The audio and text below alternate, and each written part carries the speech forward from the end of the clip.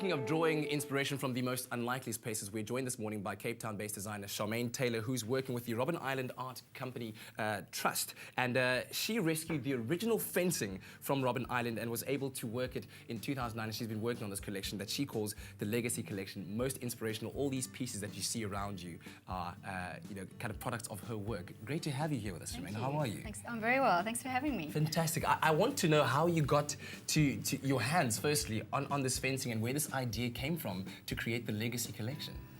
It goes back to 2009, where Christopher Swift, who is an artist from Cape Town, went to Robben Island on an educational, and he saw them renovating the island. Yes. And they were taking away the maximum security prison fence. That's Block D, where Mandela was actually held. Mm-hmm. They were dismantling it, and they were writing it off as scrap metal because it was irreparable. Chris is an artist who makes art out of found objects, and he thought this will be amazing to make art out of.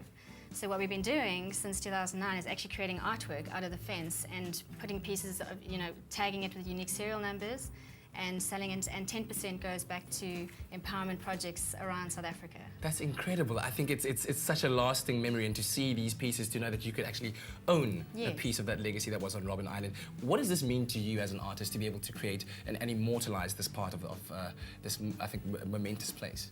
Well, I think I just feel so privileged to be part of it at the moment. The Robben Island fence and Robben Island shaped Nelson Mandela's story and his legacy.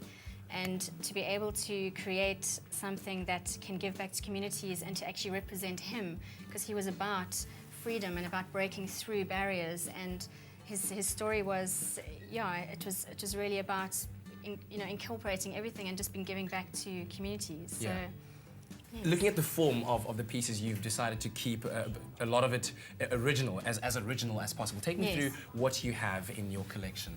I just created pieces. I didn't want to, bend and make and mold the fence too much. I wanted to keep it as it is. So I've got the Liberty bangle, which is quite a, showstopper. It's just about, you liberty. I've got one on, yes. And I've got the release pendant and the free will pendants. It's all naming what we actually went through as a country, and it's about, just what we overcame as a country. Mm-hmm. And these unique pieces over here, tell me about these. So Streetwise in Cape Town actually created a Nelson Mandela face out of the fence, which I think is so beautiful. Yeah. And it's incredible. And all of these are shaped from, let's say, perhaps a piece like this. Yes. It looks like this at the beginning. And what kind of process does it go through to reach, let's say, the Liberty bangle that you have on your?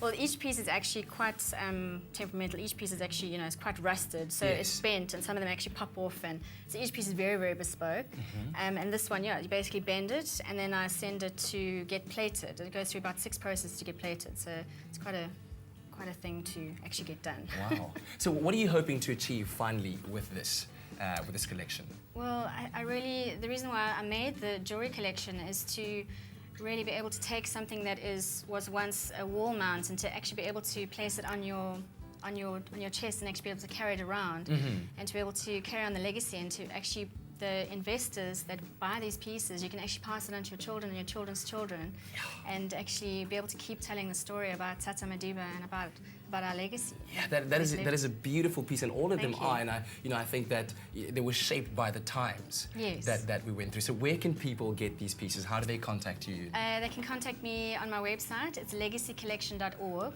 and also Charmaine at legacycollection.org, and you'll have to make an appointment with me, so it's by appointment only, and I have a studio in Cape Town. Fantastic. In Gardens area. Well, Charmaine, thank you very much for bringing this in. It's really so special, and I think that it's going to be, like you say, a piece of treasure to carry with us, whether it be as an investor or as a South African. But thank you very much for bringing this in. Thank you. Thanks so much. All right. Well, stay tuned. Lots more to come on your Feel Good Breakfast show on this Tuesday morning.